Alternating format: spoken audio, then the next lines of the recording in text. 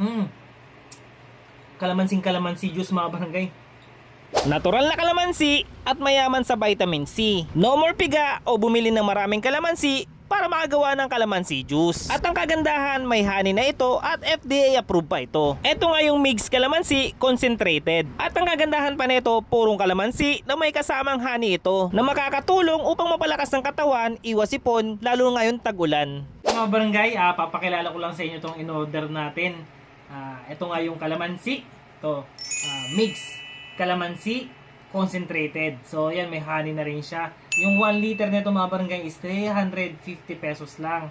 So, alam niyo naman, maulan-ulan ngayon. At ano yung magandang naidudulot ng kalamansi at honey. So, yung kalamansi, para sa vitamin C, ang palakas ng immune system natin. Para hindi tayo magkasipon, magkaubo.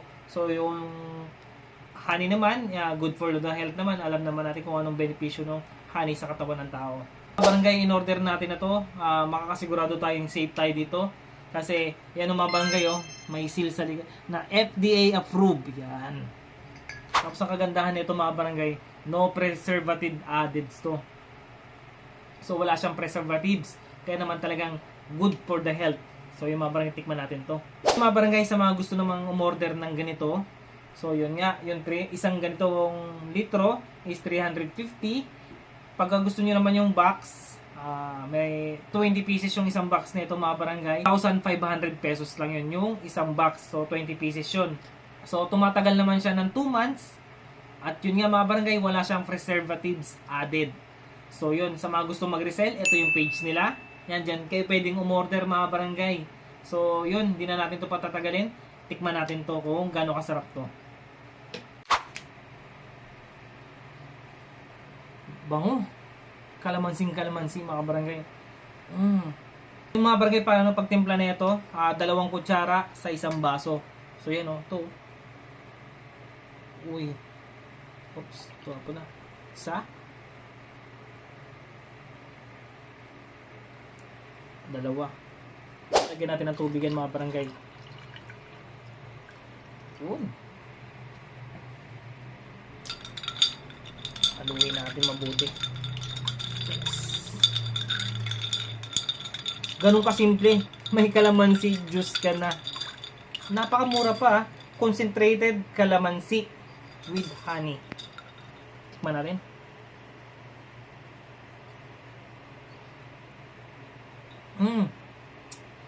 Kalamansing kalamansi juice mga barangay.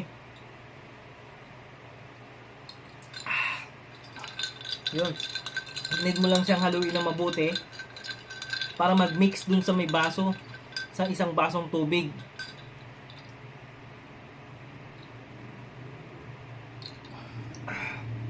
Panalo to.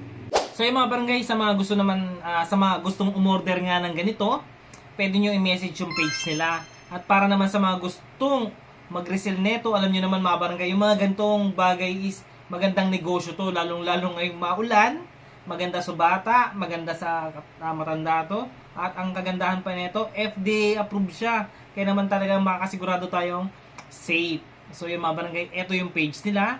Diyan pwede nyo silang kontakin, i-message para makakuha kayo or maka-order kayo sa kanila. Gusto naman makausap sila via call. So ito yung number nila. Pwede nyo silang tawagan dyan para sa more info at inquiry. So yun mga barangay, order na kayo nito para sa malusog na pangangatawan ngayong tag-ulan.